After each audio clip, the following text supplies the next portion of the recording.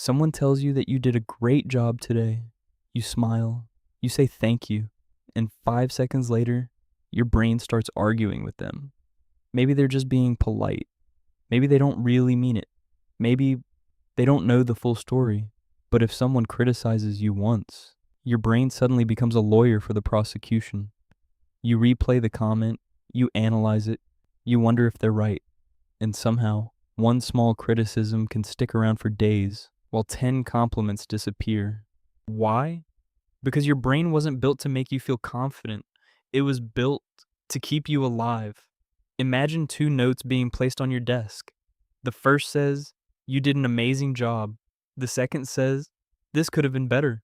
A week later, which one do you still remember? For most people, it's the second note. Not because it's more accurate, not because it's more important, but because your brain treats positive and negative information very differently.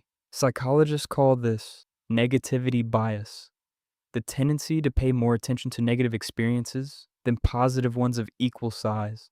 One insult lands heavier than 10 compliments. One mistake feels bigger than 10 successes. One criticism echoes louder than a room full of praise. And here's the strange part. This isn't a flaw. It's survival math. Think about the world your ancestors lived in.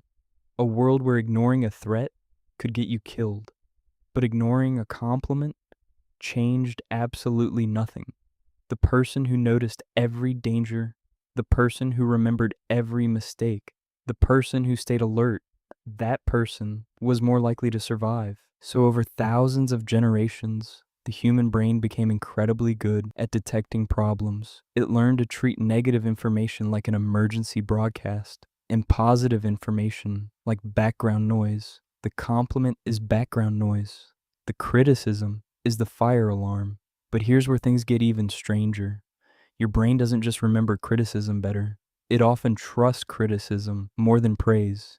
Imagine someone tells you that you're talented, confident, capable. If deep down, your view of yourself doesn't match those words, the compliment feels suspicious, like a puzzle piece from the wrong box. Your brain doesn't update its model. It rejects the information. But criticism fits.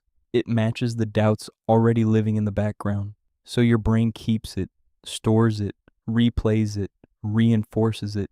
This is why you can leave a performance review with 9 positive comments and 1 suggestion for improvement and spend the entire drive home thinking only about the suggestion.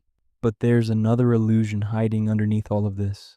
Most people think other people are paying close attention to them, to every mistake, every awkward moment, every flaw. In reality, almost everyone is too busy worrying about themselves. Psychologists call this the spotlight effect. You feel like you're standing on a stage, but everyone else is standing under their own spotlight, focused on their own performance. And this creates a strange problem. When someone compliments you, part of your brain whispers, "If they really knew me, they wouldn't say that." The compliment feels incomplete, conditional, almost accidental. But criticism feels different.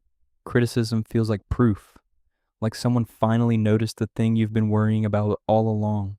So your brain collects criticism like evidence and dismisses compliments like noise. Not because criticism is more truthful, but because it feels more familiar. And familiar things are easy to believe. Here's what's worth remembering. The voice that immediately tries to explain away every compliment, that voice is not the truth.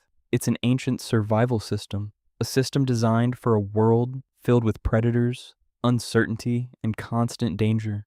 A system that learned to prioritize threats over reassurance. The problem is, that system is still running today. The next time someone gives you a compliment, pay attention to what happens next. Notice the voice that rushes in to argue with it. Notice how quickly your brain searches for reasons not to believe it. And remember, your brain wasn't designed to make you feel good about yourself. It was designed to keep you alive. Sometimes, those are very different jobs. The compliment might be real. Your brain is just running old software.